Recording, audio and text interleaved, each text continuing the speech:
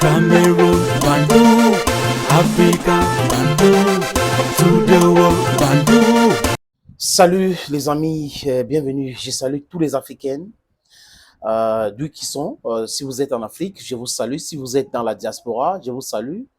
Je sais que vous êtes en train de travailler d'arrache-pied pour pouvoir nourrir vos familles, pour pouvoir aussi aider au développement d'Afrique, parce que l'argent que vous envoyez en Afrique, ce sont des sommes très importantes, que s'il n'y avait pas le détournement massif des fonds dans notre continent et pays, l'Afrique, on serait très loin. Mais ce que nous sommes en train de faire actuellement, c'est une très bonne chose, parce qu'on est en train d'aller vers cela.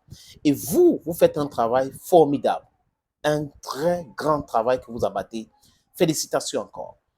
Je vais parler de l'injustice internationale, ce qu'on appelle la Cour pénale de justice. La Cour pénale de justice a été transformée depuis 2011, de mon point de vue, à la Cour pénale d'injustice. En fait, c'est un tribunal qui a été créé, le traité de Rome d'ailleurs, qui a été créé pour stopper cette tendance qui gagnait l'Afrique de vouloir se libérer et autres. Du coup, les Occidentaux avaient mis en place un système de déstabilisation des régimes en Afrique, des micro-États qui essayaient de se libérer pour pousser l'Afrique à se libérer. On peut citer Laurent Gbagbo, on peut citer le cas de Gaddafi. Cette cour-là a joué un rôle très, très nocif avec ses sponsors dans l'Occident collectif. Et on se posait la question à savoir, comment se fait-il que George Bush peut bombarder l'Irak sur la base de mensonges? Tony Blair peut l'accompagner. Ils sont mentis pour détruire l'Irak. Ils ont tué plus de 1 million de personnes. Et jusqu'à présent, on ne les a pas arrêtés. Personne ne les a jugés. Nicolas Sarkozy a menti. Il est venu en Afrique évincer Laurent Gbagbo au pouvoir, qui avait gagné les élections. Robert Bourgi, qui n'est pas l'apôtre de la vérité, l'a dit, les amis. Et il est là libre. La Cour pénale internationale ne s'intéresse pas à lui. Mais la Cour pénale internationale s'intéresse rapidement aux pays qui ne sont pas des pays dotés. Je parle là de l'arme atomique. Parce qu'apparemment, il faut avoir l'arme atomique pour se faire respecter. Regardez les amis, ce que Benjamin Netanyahu est en train de faire à Gaza et au Liban. Benjamin Netanyahu prend sur lui de demander à la FIMUL d'abandonner ses positions. Donc, il donne l'ordre aux Nations Unies et ça n'offusque pas les Américains ni les Occidentaux. Et vous comprenez pourquoi nous disons ici que si l'Afrique n'a pas 2 sièges permanents avec droit de veto au Conseil de sécurité des Nations Unies, il faut que les pays africains commencent à quitter cette institution. Ça ne sert absolument à rien. Ça fait la promotion de valeurs occidentales et nos valeurs, ils veulent tuer, ils font tout pour éviter à ce que nous nous imposons. Ils ne veulent pas que l'Afrique soit libre.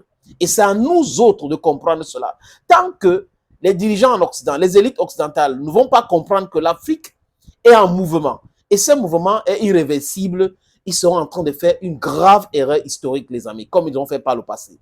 Aujourd'hui, la jeunesse africaine ne va pas raisonner sur les moyens pour pouvoir imposer son respect, imposer ses valeurs. Nous avons des valeurs, il faut nous respecter. Si vous ne nous respectez pas, nous n'allons pas vous respecter. Et on n'a rien à vous... On a envie quoi à ce gars-là? Rien du tout. Si c'est votre éducation, on a. Notre éducation, on a. Vous avez quoi? Votre éducation, uniquement. Et vous ignorez beaucoup de choses à ce qui concerne l'Afrique. Tellement de choses. Les amis, la Russie parle fort parce qu'elle a une puissance. Elle a une puissance et elle est une puissante. Vous comprenez très bien. Il s'appelle Piotr Tolstoï. Piotr Tolstoï est un des vice-présidents de la Douma. La Douma en Russie, c'est le Parlement. Il a dit ceci, je veux le citer, les amis, que la France et toutes les institutions occidentaux sachent que aucun Russe ne peut être arrêté par la CPI. La CPI, j'entends par là, ou on entend par là, la Cour pénale internationale, les amis. Et si par magie cela arrivait, nous allons brûler la CPI. Cela n'est pas une parole vide, mais un ordre déjà établi en Russie. Donc, les Russes sont déjà prêts à envoyer un missile, détruire tout ce qu'on appelle aujourd'hui la Cour pénale internationale. Si les gars-là essayent d'arrêter un seul Russe. Mais c'est d'incongruité à incongruité. L'Afrique du Sud et certains pays africains et pays du Sud ont porté plainte contre Benjamin Netanyahu. Même le mandat d'arrêt, j'ai dit même le mandat d'arrêt contre Benjamin Netanyahu, on ne l'a pas encore émis. Les amis, je ne fais pas une erreur.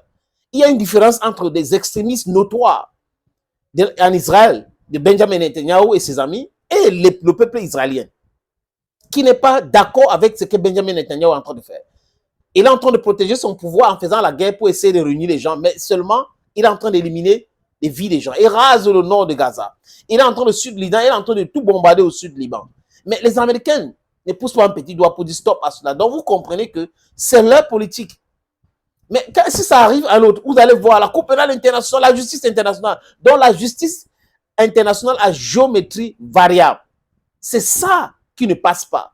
Le peuple palestinien a le droit de vivre, a le droit d'avoir son pays. Le peuple israélien a le droit d'avoir son pays. Comprenez bien, je ne suis pas dans les histoires des religions. Parce que les religions sont politiquement motivées. C'est des mensonges, c'est des histoires qu'on raconte. Tel a fait ceci, tel a fait ceci. La Bible, le Coran, on s'en passe de ça. On parle de l'humanité et l'humanisme, les amis. Donc, si vous n'êtes pas capable de prôner la justice partout, bouclez-la. Bouclez-la, tout simplement. La justice à géométrie variable. Tout ça, c'est toujours le double langage, double standard. Non. Benjamin Netanyahu, arrêtez George Bush, arrêtez Barack Hussein Obama pour la Libye, arrêtez Nicolas Sarkozy, arrêtez Tony Blair, arrêtez David Cameron. Voilà les gens qu'il faut arrêter. C'est en Afrique, vous allez monter le muscle et tout ça, et jusqu'à vous allez menacer la Russie. La Russie, of all countries. Donc, monsieur Piotr Tolstoï a dit clairement, c'est déjà établi, que si cette machin qu'on appelle la Cour pénale internationale essaie d'arrêter un seul Russe, les juges et les gens qui ont créé ça vont regretter de toute leur vie parce que la Russie ne fait pas partie. Il y a beaucoup de pays africains qui devraient sortir de cette histoire qu'on appelle traité de Rome. Les gens qui ont créé ça ne sont même pas membres. Est-ce que les Américains font partie de cela? Pourquoi est-ce que les Américains mettent la pression pour que la Cour pénale internationale arrête les gens alors qu'ils sont contre? Ils ont même à l'époque menacé Bensouda, les amis. Fatou Bensouda, l'ancien ministre de la Justice gambienne, qui allait comme ses procureurs de la Cour pénale internationale, qui a fait rire Laurent Gbagbo à la Cour pénale internationale avec cette issue de mensonges envoyés par le gouvernement Alassane Dramane Ouattara. Donc, vous voyez que, les amis, les Africains devraient aussi être dotés. Il ne faut pas que les gens rigolent avec nous. Oui, parce que si on ne peut pas se protéger avec des armes, ça ne va pas se bien passer. Mais nous commençons d'abord par se libérer des influences nocives de l'Occident collectif, surtout la France. Il dit surtout la France.